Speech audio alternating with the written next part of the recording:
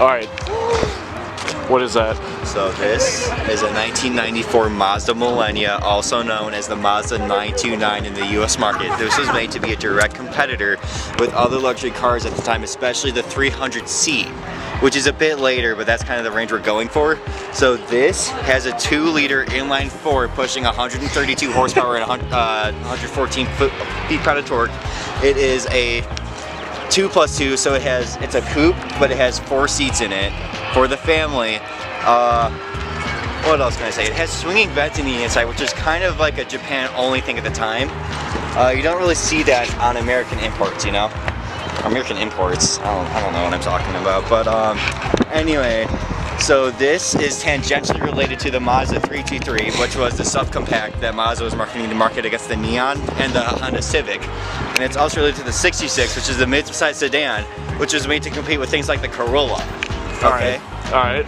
So, yeah, you can pick one of these bad boys up for like $6,000 on Facebook Marketplace for an okay one. But they're not really seen anymore. Nobody really bought them when they came out, so a lot of them kind of just ended up in junker to like liquidation sales, you know?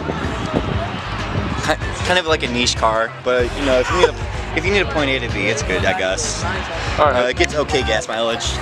Alright. Like 20-ish, like 24 miles per gallon.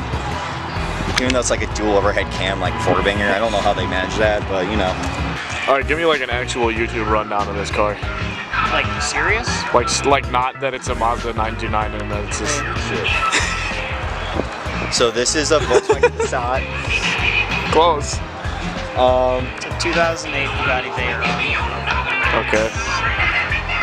16.4. What's the 16.4 stand for? Right? What's the 16.4 stand for? I know. The word's not coming to mind. 16 cylinders. No. 4 liters? That's a lot. 16 cylinders, 4 turbos. Never mind. 16 cylinders, 4 turbos, right there. Do you want to know why it's called that? Why? Because Volkswagen puts 16 cylinders and 4 turbos in it.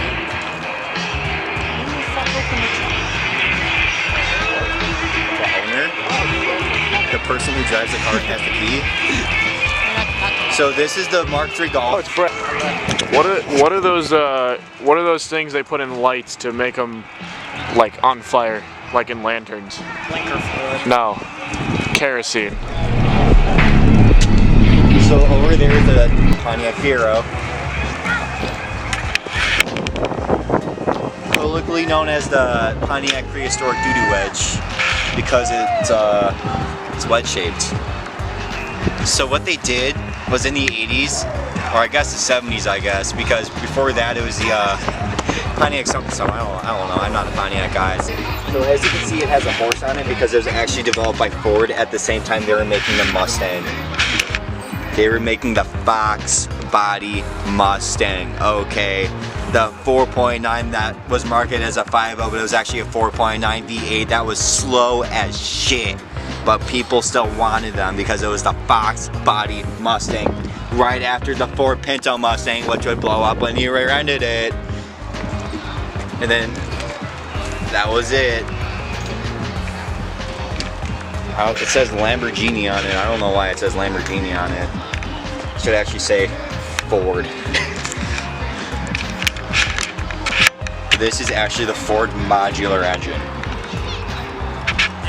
Okay, so back in 1984, Ford released the first modular prototype. So that is actually the modular Ford V8, but they put way more on it. So it would go really fast. They modulated it. Like the Mustang, like the Fox body Mustang, which had the 4.9, which was marketed as a 5.0, but it was really a 4.9. That was slow as shit. But this wasn't, because it's the Ford modular engine, and they put way more on it because it was modular, like the name, like the Mustang, but not the Fox body Mustang, the super secret GT375 Mustang, also known as the Mazda 626 prototype. So as you can see in there, it has a Bluetooth cassette player, so you can play